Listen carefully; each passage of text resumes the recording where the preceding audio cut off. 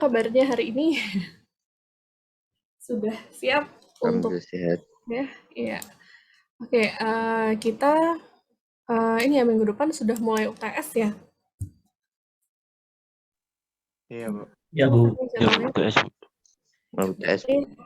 untuk materi kita sebelum UTS mulai dari awal berarti ada tentang ini ya mulai dari pengantar psikologi industri sampai training dan development. Jadi ada perencanaan SDM yang rekrutmen, seleksi, terus motivasi, dan training dan development.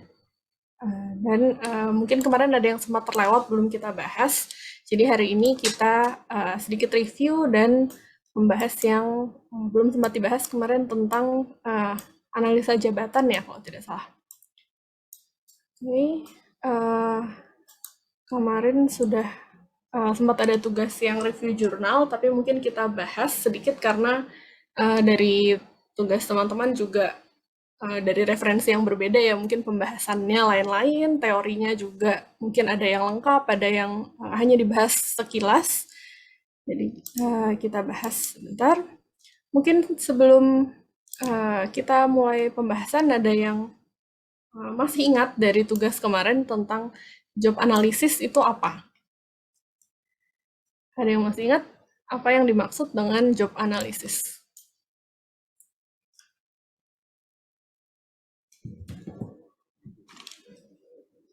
Ada yang mau menjawab?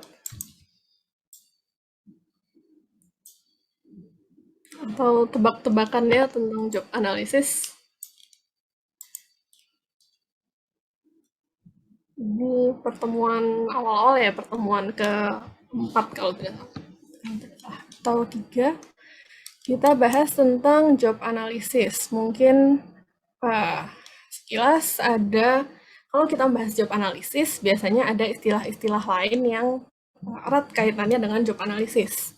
Dan mungkin kadang-kadang suka tertukar antara job analysis, job description, dan job specification.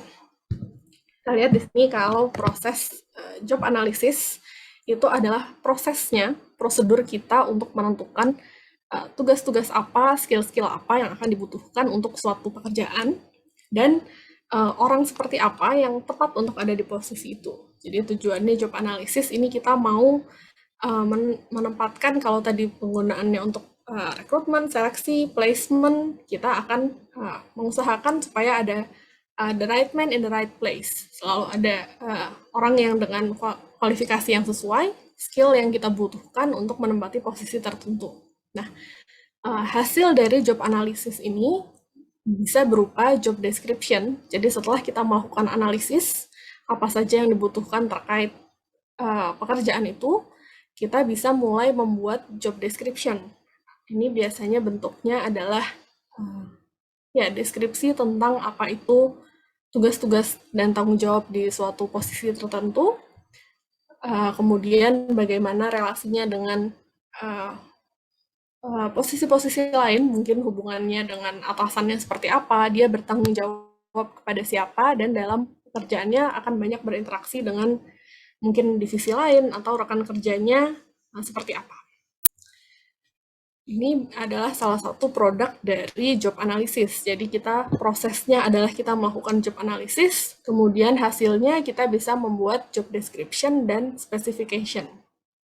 Bedanya kalau job description dan specification adalah, kalau description tadi lebih ke pekerjaannya itu sendiri, tugasnya apa saja, tanggung jawabnya apa saja, dan relasinya seperti apa. Kalau specification itu yang berkaitan dengan individunya, human requirement-nya.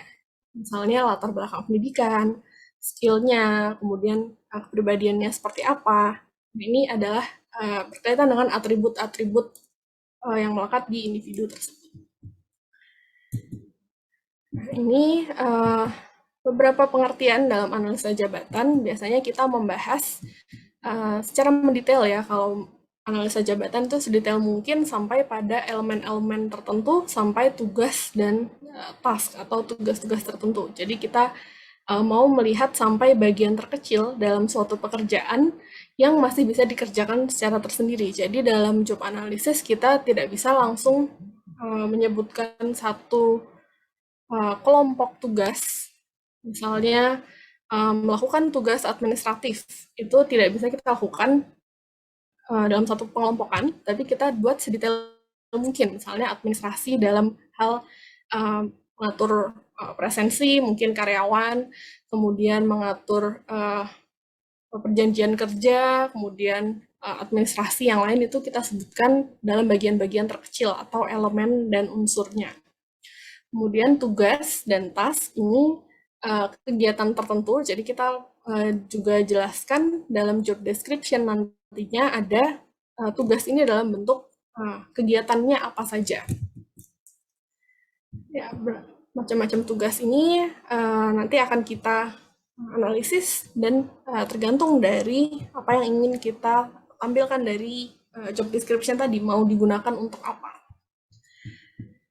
Nah, ini tadi selain ada elemen, unsur, kemudian tugas atau tasknya seperti apa, kita juga memerlukan adanya kewajiban atau duty. Kewajibannya apa saja, hak dan kewajiban dari seseorang di dalam jabatan tertentu. Misalnya di sini kalau sekretaris, buat konsep, mengetik, ekspedisi, jadi kewajibannya itu sedetail mungkin, dan kedudukannya seperti apa.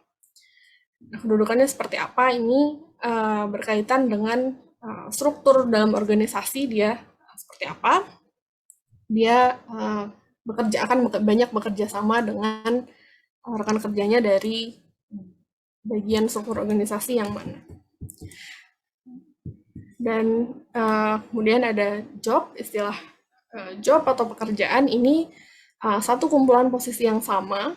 Jadi mungkin ada satu orang yang bekerja, lebih dari satu orang yang bekerja di suatu pekerjaan yang sama. Jadi ada kelompok pekerjaan, misalnya kelompok satu divisi atau satu fungsi yang sama.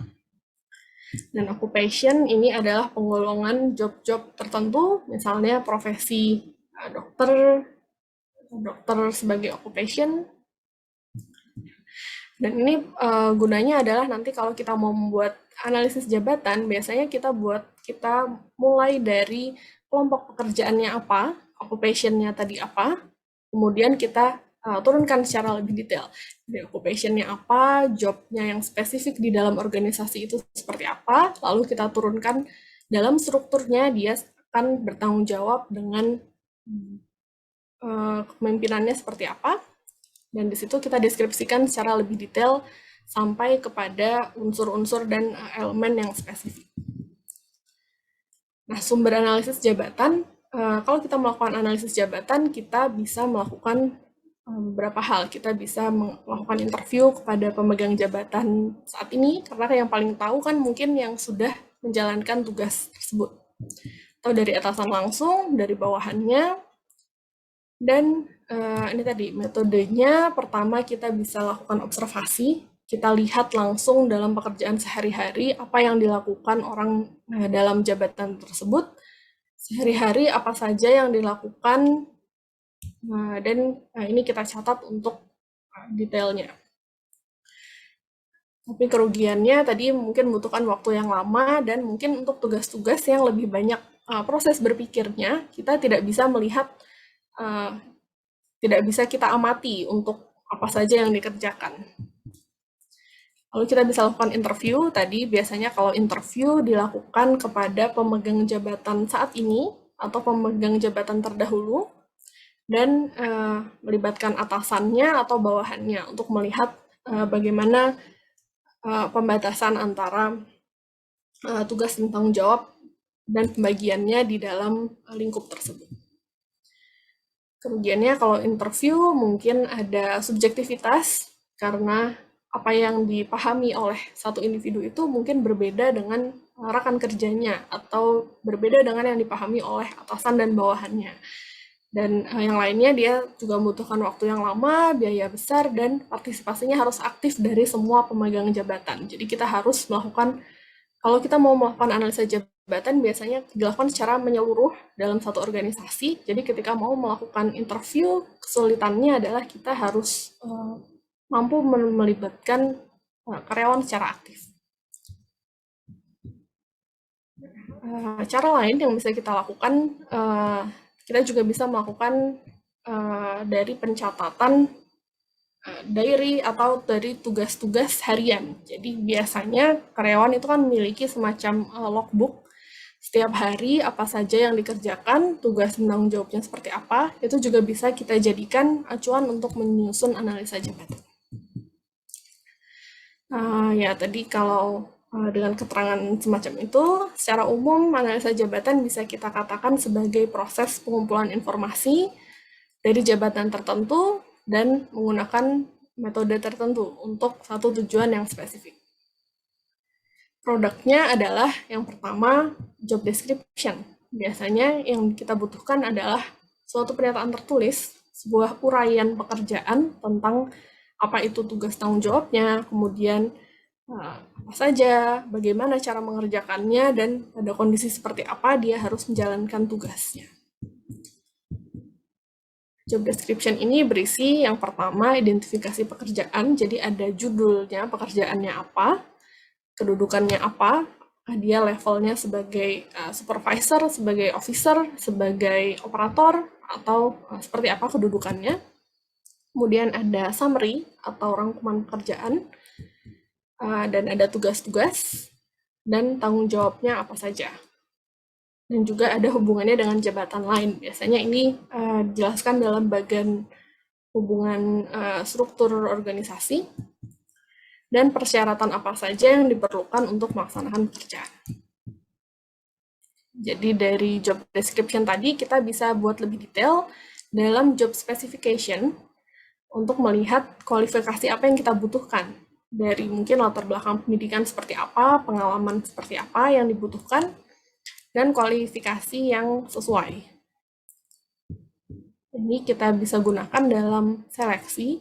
Nah, kenapa job analysis ini sangat penting? Bahkan mungkin kemarin sudah sempat kita terlewat, tapi kita bahas kembali karena job analysis ini bisa menjadi dasar yang paling penting untuk kita memulai dalam pengembangan organisasi. Dari job analysis ini penggunaannya akan sangat luas. Setelah kita punya job analysis, kita punya job description, kita punya tadi uraian pekerjaan secara mendetail, job karakteristik, dan itu bisa kita gunakan untuk mulai dari perencanaan SDM, kita mulai pada proses rekrutmen, seleksi, dan penempatan sesuai dengan job analysis tadi. Kita juga bisa lakukan kalau sudah ada deskripsi pekerjaan yang baik, kita sudah punya daftar untuk dalam organisasi ini secara detail apa saja pembagian tugasnya, itu juga bisa kita gunakan untuk workload analysis. Kita menilai pekerjaannya, pembagian tugas ini apakah sudah merata atau belum, atau justru masih ada hal-hal yang harusnya dikerjakan tapi masih terlewat. Ini bisa kita lihat dari hasil job analysis juga. Jadi apakah kita membutuhkan satu posisi baru, kalau kita mau mengembangkan struktur organisasi, kita juga bisa melihat dari job analysis ini. Misalnya ada tugas-tugas yang belum terhandle oleh semua divisi yang sudah kita analisis, berarti kita mungkin membutuhkan adanya penambahan fungsi baru. Penambahan mungkin ada departemen baru, orang-orang, kita membutuhkan rekrutmen untuk memenuhi kekosongan tersebut. Dan selanjutnya kita juga memerlukan hasil dari job analysis ini untuk mengembangkan karyawan dengan training dan development. Kalau kemarin dari training dan development kita membutuhkan adanya training need analysis. Secara level organisasi yang kita butuhkan biasanya adalah hasil dari job analysis ini juga. Kita butuh detail kerjaannya seperti apa, skill apa saja yang dibutuhkan untuk setiap jabatan, dan kita bisa mengembangkan karyawan sesuai dengan hasil itu. Penggunaan selanjutnya juga bisa terkait dengan pengelolaan performa. Kita mau memanage bagaimana performa karyawan dalam organisasi.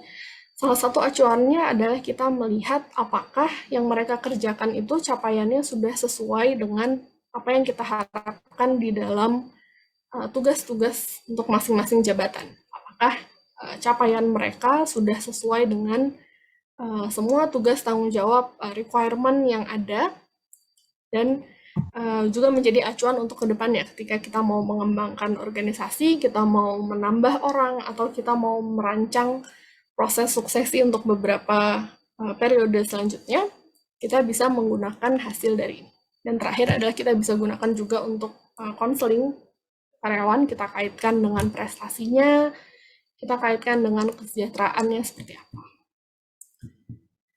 Nah, ini bentuk informasi yang kita bisa kumpulkan dalam job analysis, bisa berupa aktivitas pekerjaannya sendiri, tadi seperti apa, kegiatan yang dilakukan sehari-hari, apa saja tugas tanggung jawabnya, dan berkaitan dengan semua hal yang berkaitan dengan pekerjaan tersebut, atau bisa berupa requirement-nya.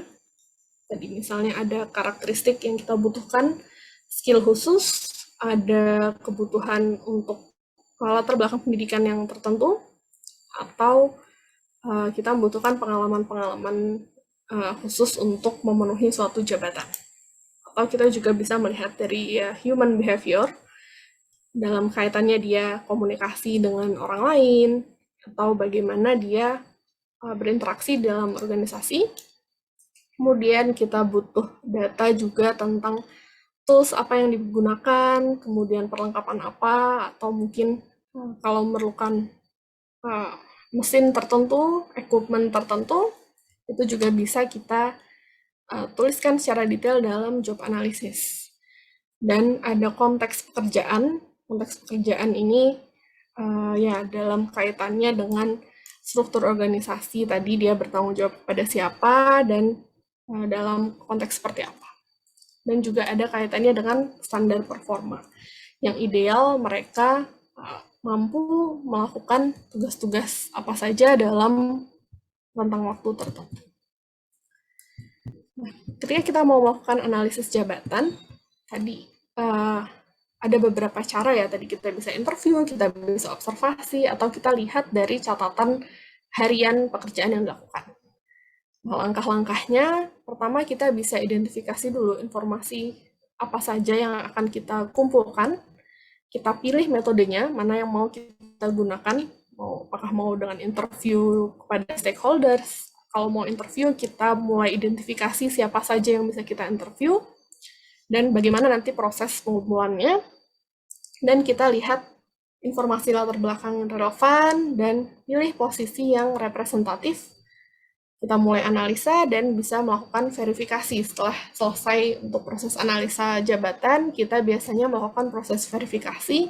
Kita tanyakan kembali kepada pemegang jabatan, apakah ini sudah cukup mendeskripsikan pekerjaan mereka, apakah mungkin ada yang masih terlewat, dan ini kalau sudah terverifikasi, kita bisa mengembangkan lebih lanjut uraian jabatannya dan spesifikasi jabatannya. Ini tadi metodenya bisa interview, observasi, kuesioner, atau menggunakan log atau diary. Kita bahas sedikit tentang interview. Biasanya kalau kita menggunakan job analysis dengan sumber interview, selain melibatkan pemegang jabatan langsung, kita juga menggunakan group of employee, mungkin sekelompok karyawan pada satu divisi yang sama misalnya. Mereka sangat paham apa saja yang dilakukan dalam pekerjaan tersebut. Kita bisa melibatkan supervisornya, atasannya yang paham betul tentang apa yang dibutuhkan dalam pekerjaan tersebut. Biasanya biasanya waktunya lebih cepat, lebih langsung ya, kita tanyakan langsung, itu informasinya lebih mudah didapatkan. Formatnya kita bisa gunakan checklist secara terstruktur ataupun interview secara tidak terstruktur. Contoh pertanyaannya kalau kita mau menyusun job analysis adalah kurang lebih seperti ini. Kita bisa tanyakan dari posisi Anda apa saja tugasnya, kemudian kita tanyakan lebih detail lagi, persisnya apa saja yang Anda lakukan, kemudian tanggung jawab apa saja, lalu kita tanyakan seluas apa wewenangnya, tugas tanggung jawabnya, apakah pengambilan keputusan berada pada jabatan tersebut atau harus melalui posisi kepemimpinan yang berada di atasnya. Dan ya kita tanyakan semua latar belakang yang berkaitan dengan kerjaan tersebut. Sampai dengan mungkin standar kinerja, kemudian tugas-tugas spesifik yang menantang bagi individu tersebut, atau mungkin ada persyaratan khusus yang mereka nilai dibutuhkan. Atau biasanya bentuknya mungkin kadang-kadang karyawan itu ada yang mereka merasa, wah saya waktu mulai pekerjaan ini, saya tuh nggak bisa, saya nggak kebayang kalau ternyata saya harus menguasai skill-skill tertentu. Nah, itu bisa kita jadikan masukan untuk job analisis kita. Ternyata skill dasar yang dibutuhkan ada yang jabatan, ada skill-skill tertentu yang sebelumnya belum dituangkan dalam job analisis. Kemudian kalau kuesioner, biasanya kita bisa gunakan kuesioner secara umum kita berikan ke karyawan. Kalau jumlahnya banyak, biasanya lebih cepat kita gunakan kuesioner, tapi mungkin kadang cukup memakan waktu ya untuk mengisi kuesioner dan mempersiapkan proses kuesioner ini. Selanjutnya tadi kalau menggunakan observasi, biasanya dalam wawancara kita juga otomatis melakukan observasi. Tapi kelemahannya adalah kalau kita pekerjaan itu adalah pekerjaan yang menggunakan kemampuan kognitif yang banyak. Jadi lebih banyak proses berpikir di situ, agak sulit mungkin ya untuk kita melihat observasi apa saja yang dilakukan setiap harinya. Dan ini mungkin log atau diaries ini semakin banyak juga digunakan. Kita bisa melihat catatan setiap hari apa yang dikerjakan dan seberapa banyak waktu yang dihabiskan untuk pekerjaan tertentu. Jadi kita bisa lihat proporsinya, mana yang paling utama dan mana yang cukup memakan waktu walaupun ternyata itu bukan tugas utama mereka. Jadi misalnya kita ternyata membutuhkan jabatan tertentu, kita butuhkan posisi untuk membantu mereka mengerjakan hal-hal yang bukan porsi utamanya, tapi mungkin ada hal-hal administratif yang masih memakan porsi terbanyak, kita bisa tambahkan di situ untuk supporting function-nya. Ya, di sini kalau dari diaries atau log kadang-kadang ada informasi yang kurang tepat ya, karena mungkin setiap hari yang dilakukan itu berbeda-beda tergantung dari pengambilan keputusannya dan apa yang dinilai penting bagi karyawannya. Ya, selanjutnya setelah kita melakukan pengambilan data kita, tadi mungkin kita interview, kita berikan kuesioner, kita mulai bisa menyusun spesifikasi pekerjaan seperti apa yang dibutuhkan. Ini pertanyaannya adalah, untuk bisa sukses dalam pekerjaan ini, apa saja yang dibutuhkan? Jadi ada job specification, apakah kita butuh orang-orang yang sudah terlatih dalam skill tertentu, atau menggunakan judgment, atau berdasarkan analisis statistik. Oke.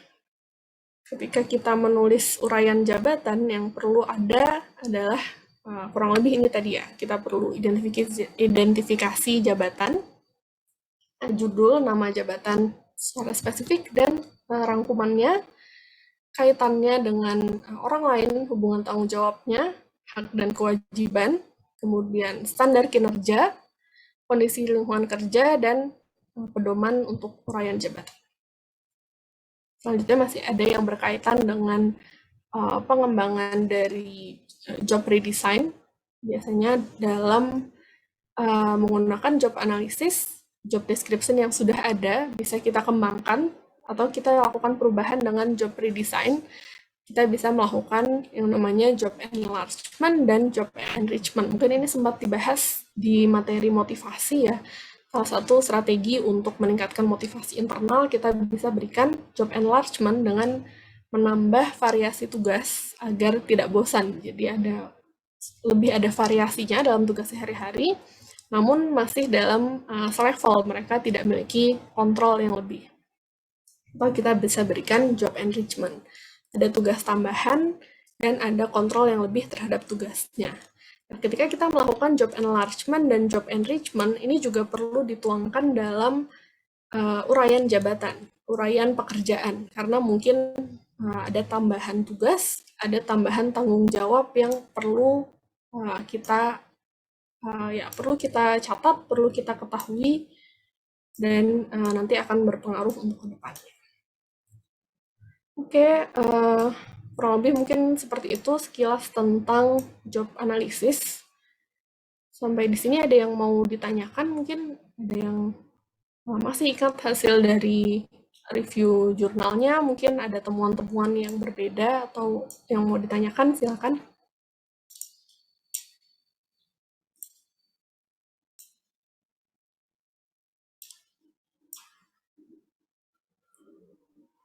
Ada? Kalau misalnya teman-teman diminta untuk melakukan job analisis, kira-kira sudah terbayang belum? Mulai dari mana? Apa yang akan ditulis? Gimana kira-kira? Ada tanggapan? Yang pertama menentukan objek yang akan dianalisis dulu ya, Bu. Ya, kira-kira dari mana itu sumbernya kalau kita mau mulai objek apa yang dianalisis? Bisa observasi langsung atau mungkin dengan bantuan data atau mungkin juga bisa dengan beberapa sampel orang yang akan kita analisis. Oke, ya. Masih? Ada lagi tanggapan lain? Mungkin kalau sudah ada pekerjaannya, sudah pernah ada sebelumnya tentang job description-nya, kita lebih mudah ya. Gambaran pekerjaannya seperti apa, mungkin tinggal kita sesuaikan. Nah, kalau kadang organisasi yang masih berkembang, mereka masih membutuhkan banyak perubahan, atau mungkin sebagian justru belum punya untuk uraian pekerjaannya, untuk detail analisis pekerjaannya seperti apa. Kira-kira apa nih yang perlu kita lakukan kalau kita belum punya acuan sama sekali, kita mulainya dari mana?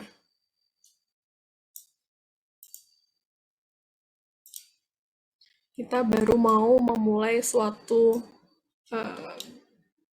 misalnya kita mau membuka suatu perusahaan baru, kita belum punya patokan nih, pembagian tugasnya mau seperti apa, kemudian apa saja yang mau kita butuh berapa orang, karena ini kaitannya dengan perencanaan sumber daya manusia ya. Kita butuh berapa orang, kita butuh nanti seberapa besar organisasi ini akan kita awali dengan berapa jumlah orangnya, pembagiannya seperti apa saja yang akan dilakukan oleh masing-masing orang supaya kita bisa maju mencapai tujuan. Kira-kira mulai dari mana? Ada yang sudah terbayang?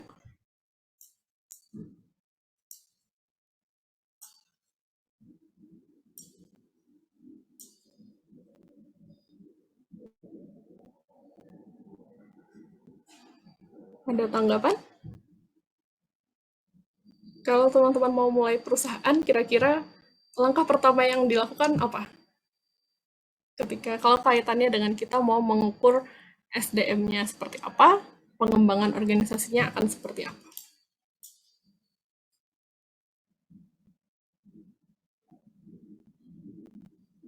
Menentukan kualifikasi jabatan dulu ya. Oke, bisa dari kualifikasi jabatan. Atau biasanya kita turunkan pertama dari, jelas ya kalau dari awal perencanaan pasti kita mulai dengan visi dan misi tujuan organisasi. Kemudian kita turunkan mungkin yang paling penting proses bisnis inti atau core bisnisnya ada apa, dan kita mulai dari situ. Mungkin pembagian tanggung jawabnya akan lebih besar porsinya pada fungsi-fungsi inti, misalnya kalau mungkin manufaktur, fokusnya ada pada produksi, dan mungkin ada supporting fungsi yang sifatnya supporting untuk sehari-hari. Dan ini salah satu caranya kita bisa gunakan referensi dari organisasi-organisasi lain yang sudah sejenis, mungkin ya pada bidang yang serupa, atau Salah satu patokannya kita bisa lihat di namanya ONET. Ada yang pernah dengar? ONET. Ya, occupational, ya, apa namanya ya? Occupational network, occupational, ya di sini bisa jadi patokan kita karena di sini ada keterangan untuk masing-masing kategori jabatan. Tadi kan kita ada istilahnya occupation, itu lebih luasnya dari job, pekerjaan, jadi kelompok pekerjaannya apa. Kalau tadi misalnya dokter, sebuah profesi dokter itu umumnya apa saja yang dilakukan. Atau profesi, kalau di sini contohnya kita mau mencari human resource specialist, kita belum ada gambaran nih secara umum yang dilakukan human resource specialist itu apa. Kita bisa lihat dari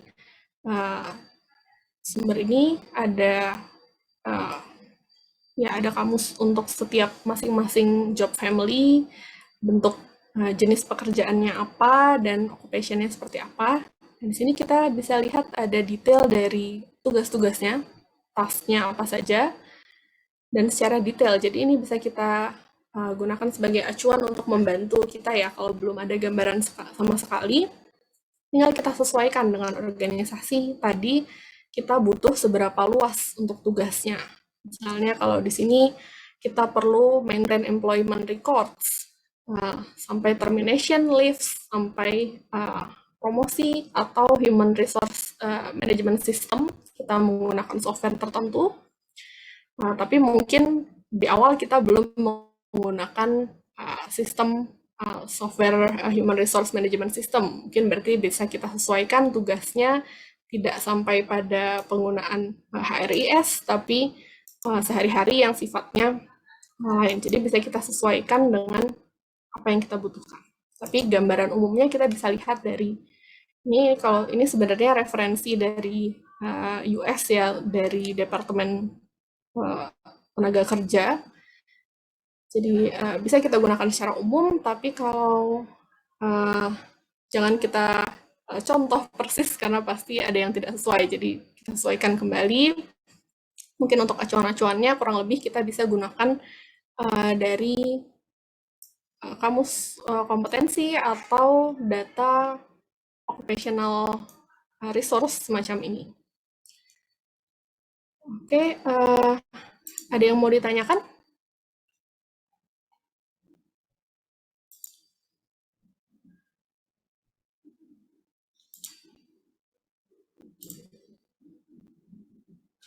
Atau terkait UTS mungkin materi kita selama setengah semester ini ada yang masih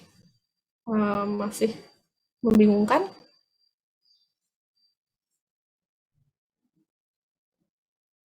Silakan kalau ada yang mau dibahas. Oke. Yang lain ada komentar?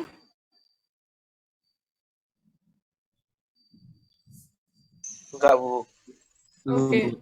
Sudah siap berarti ya untuk UTS-nya ya? Oke. Oke, ya sudah, kalau sudah tidak ada pertanyaan dan diskusi, mungkin pertemuan hari ini saya cukupkan. Terima kasih. Wassalamualaikum warahmatullahi wabarakatuh. Waalaikumsalam warahmatullahi wabarakatuh. Jadi Gimana, Bu? Gimana? Ini absensi. Oh, absensi hari ini belum ya? Oke. Absensi,